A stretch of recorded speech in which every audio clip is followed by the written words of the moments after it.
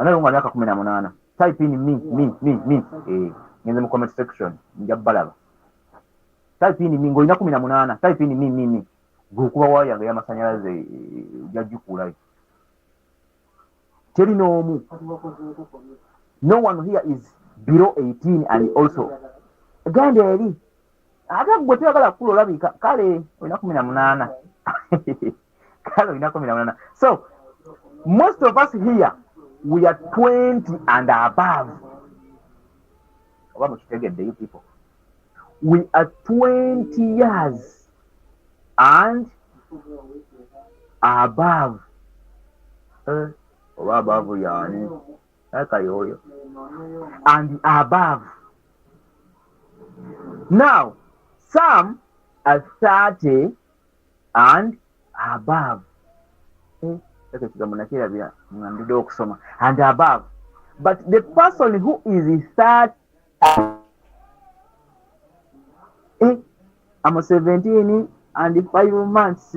Hey mama, what do you joining a business? Call it business and just give money at the time. When I was in Yakabili, moving away. When I was in Yakabili, what? How do you want to Hey, Kali. Nengo oluddewo nnyo okutegeeza nti olina emyaka 17 n'emyezi 5. Kyogamba owedde eddoboozi terituukayo. Temwagala kula. Andasonyiwe ngegge. Kubanga waluddewo. Ye Patricia yagambiddewo ye alina 18. Naye ono aluddewo n'alowooza nnyo n'asala emyezi 5, myezi 7 bayirawe afuuka omuto. Awatali musango kambesonyiwe. Now, I was giving an example that a person with 30 years, this person is likely to have started working at least for 10 years. But you will find that within the 10 years, he has gained nothing apart from eating, sleeping, and clothing, plus medication.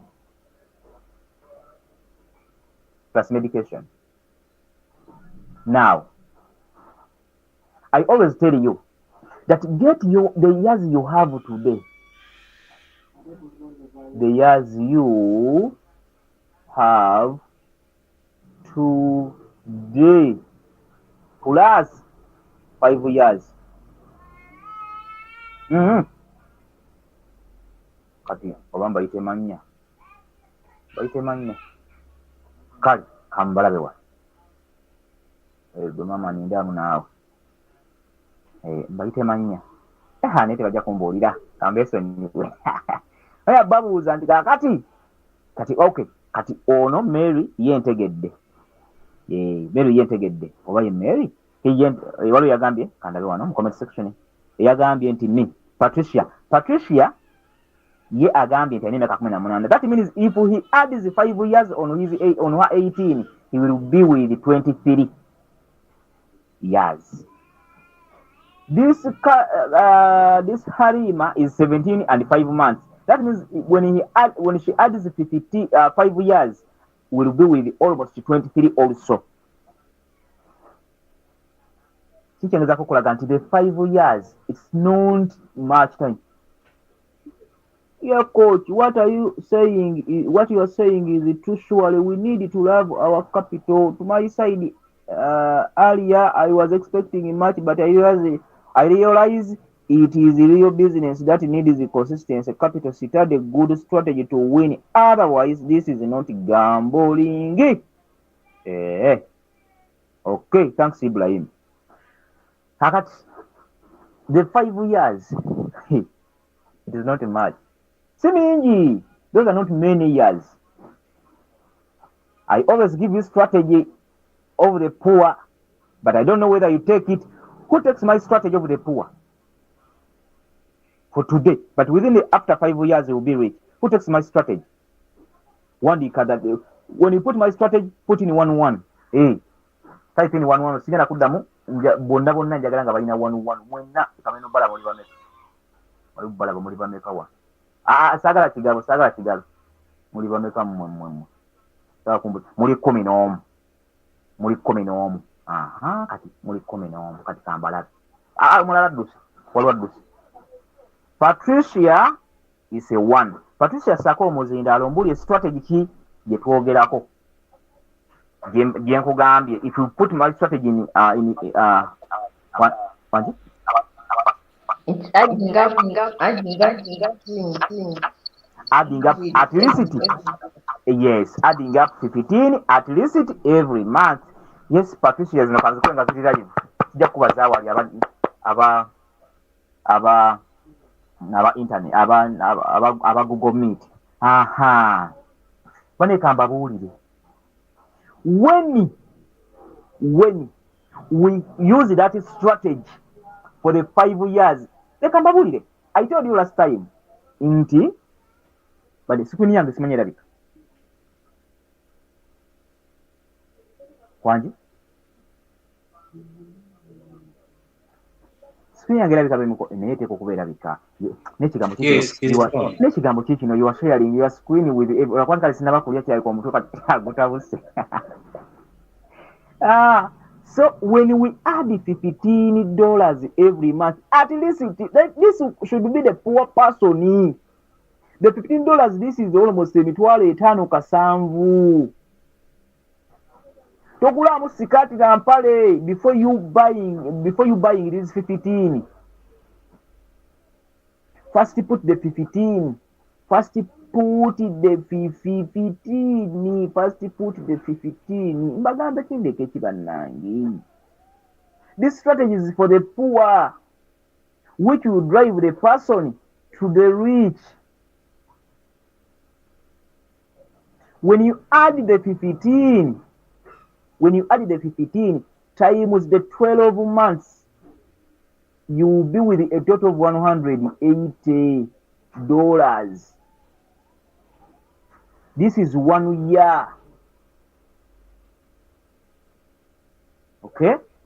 So when you multiply the 180 times the 5 years, you come out with a total of $900 for the period of 5 years. The minimum should be 15. If you get 16, 17, 100, no problem. But every month, take a strategy of you adding some capital, so that when we are given a trade, we have our 900 capital, and we are given we are given a trade of 3%. Yeah, I will not take a 3%. I will just take a 1.5% only. What will be 1.5%?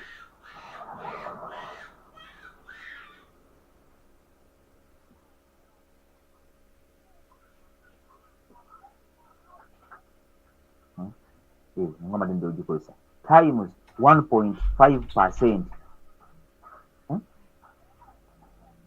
This will be the amount you collect it on percentage of 1.5. You can trade this. You can trade it. You can enter this trade almost 4 times. Ask me how. Aniyagamba how. Munyonyole. Nemu comment section. Ndabe. Pia kom comment section. Ategedde. Bobo tegedde. Take your answer. Ategedde take your answer. Obadde okimanyi nti bwe batuwa trade, if I add 30, how much you buy having? Okay. If you add 30, you people kiri mbadde mbabuuza ekibuuzo. Mbadde mbabuuza ekibuuzo. Naye oba kibadde ki? Okay, onde sagambye bwe mbanga ttaka 3, how much you guy having? For the period of 5 years, you'll be having a total of $1,800.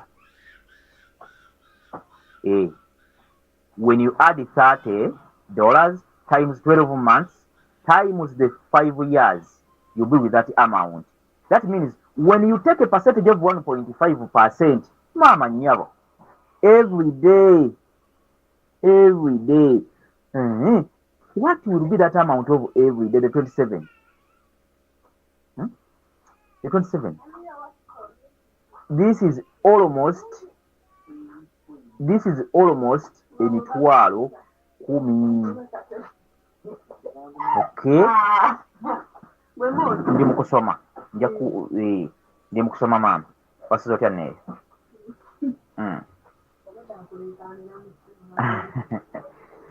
why you tell us okay why you tell us inabaga so Mr. Deus answer ogifunye taata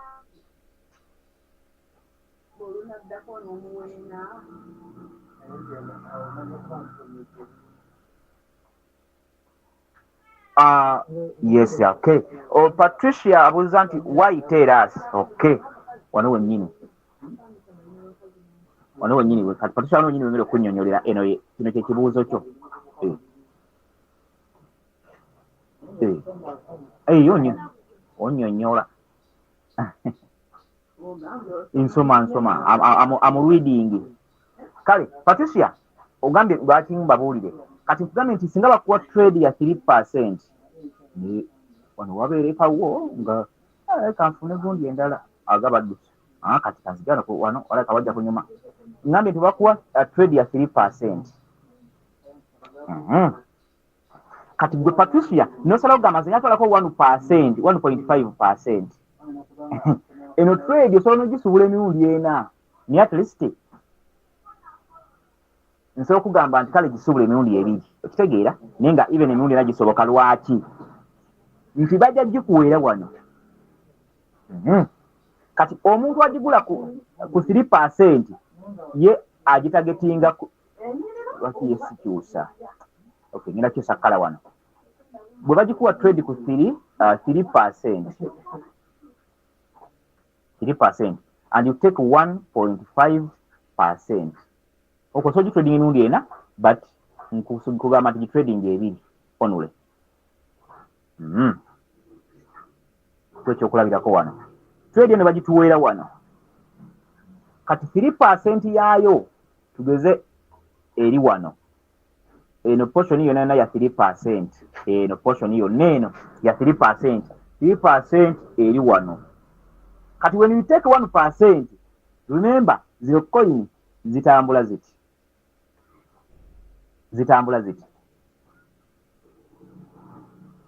Tegeera. Kakati ejja tambula bweti egere kole 1.5 esooka egwe wano gwoba ofulumya. Okutegeera. Kati ate ngono yo wasi yakyalinze kati gwomaze okufuluma kati eddemu ekkirire kitegeera eddemu ejje kati wena egenda okuddayo gende mu siriizi abwe ng'ojja kuba omaze okufuluma kitegeera that means ng'ojja kuba omaze okufuluma ate nza notuuka ku gwokubiri era neddayo kwajjukira zitambula ziti Patricia okitegedde anakitegedde awo teekayo eno nti gasira just means send tena mwakitegedde Patricia ye nga simulaba oba yadduse Patricia okitegedde maama Patricia sokoseko omuzindalo gwombuulire okitegedde otya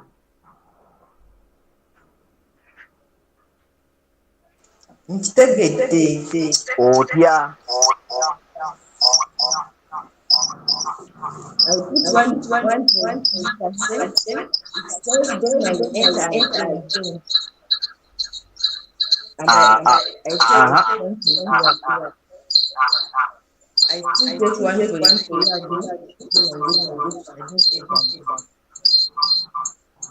kale awo kati newojjako omuzindalo ensonga nno enkulu siya kuba nti I put 1.5 ensonga enkulu yawano wewati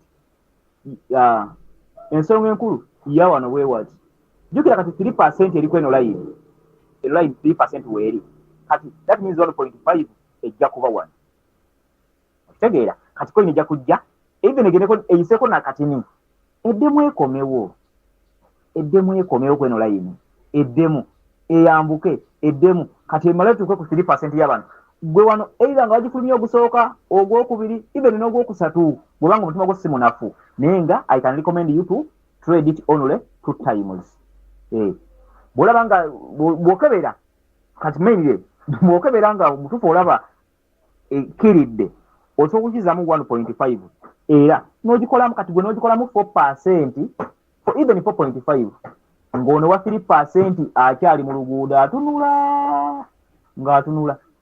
ng'ali awo alinze naye nga gw'odifunyemu na 4.5 naye ng'otwala 1 katono akitegedde asooka kube mu ngalo kuba kati sijja kulinda wano nange ngiraagira wano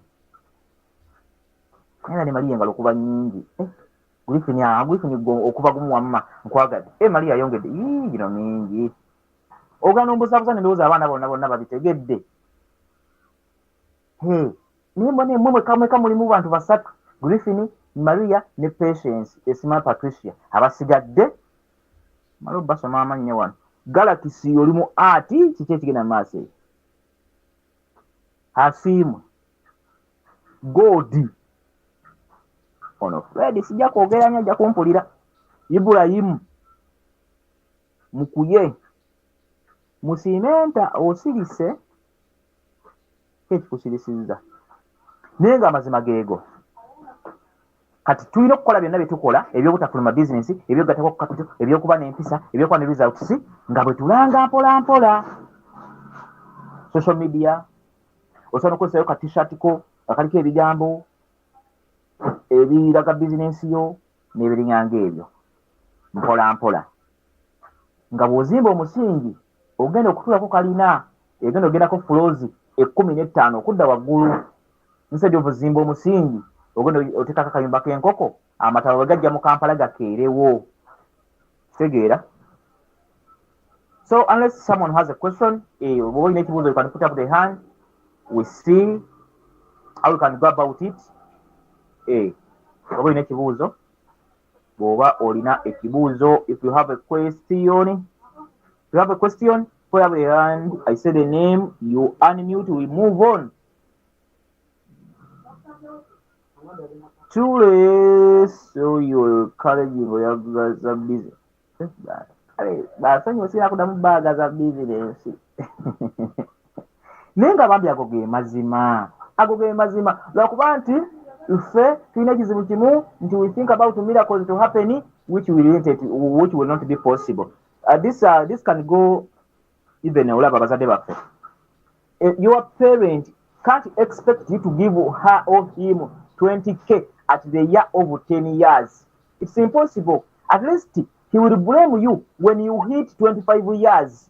He will blame you from there. But the parent can't blame you at the age of 10, 15 because you are not working, you're not operating anywhere. Then the parent can't get the 10k or the 20k from you. It's impossible. But all of that comes from the person who is at least already enough to earn that amount.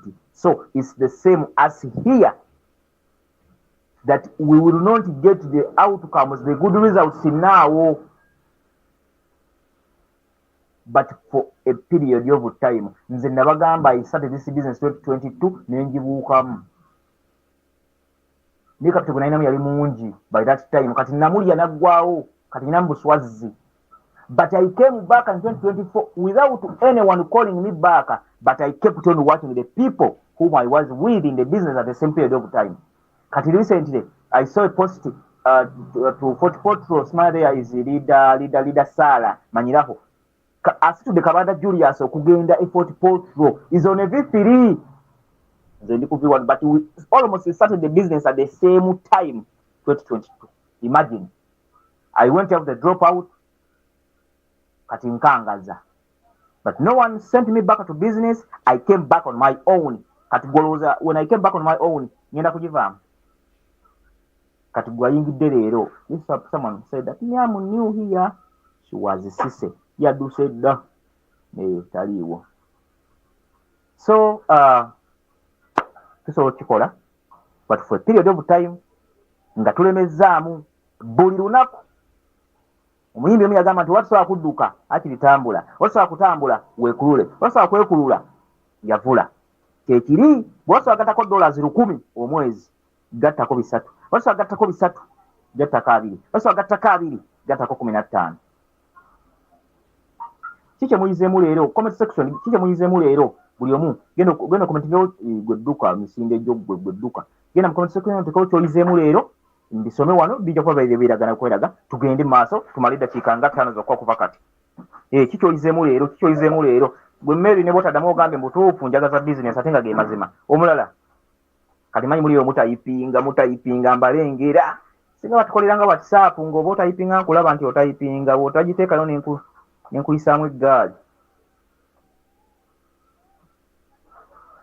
consistency omulala tuli abantu 10 comments ziri 2 zokka adding capital should be must ago mateeka omuntu yenna okukula alina okugattako emyaka ze must batagattako myaka afa tetetaga kulowoozaako nnyo omuntu yenna okukula alina okugattako emyaka bw'atagattako myaka oyo aba afudde tasobola kugamba nti gundi yafa naye kati alina emyaka 5 ng'ate yafa bagamba yafa wankaaga mugumu full stop muweddeyo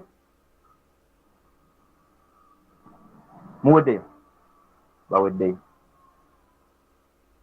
abantu 10 just go Patricia Patricia muna okujjawo ekyejo mulina okujjawo ekyejo bino ebintu gwe buli mwezi nga tunabagula dress mpya at least nyamba buyambi kale yamba abaana bo kubanga abaana bange bajja sanga abaana bonna gye banaabeera tomanya abaana bo ne bawa bange emirimu nga sente balizijja mu trading tomanya nyamba buyambi buli mwezi ugatengako $15 buli mwezi 15 bw'ofuna 16 continue 16 go on 30 continue 40 good well and good 50 no problem but 15 the list omulala thinking long term not short term eyo nsonga nkulu olina okwana strategy yo nga yawe forward 5 years and above naye bw'olowooza nti kakati ate nga kituufu bambi oba tunyola business oga nti kakati olunaku tusobola okukola 3% oya capital wo nomanya bwe mba ne dollars zange 10 nekola 3% olunaku maakola omutwalo mitwalo 38 gye mpadde omutwalo ng'oyingira bw'otagulabanga okutuka omutima wabula gusigala ng'ozimba bizinesi yo gye batalaba kati but it will be displayed with the time to come olwa akaseera kagenda okujja nga the people they are asking you when did you start this in 3 years ago nti lwaki tewatugamba but you told them naye tebaabiraba because it was encrypted yali kikweke. Have a good day, people. Let's meet in Naila evening around 9 p.m. God bless you. Have a massive, great, blessed day. Thanks for attending. Yes, Art. Maybe I'm going to go.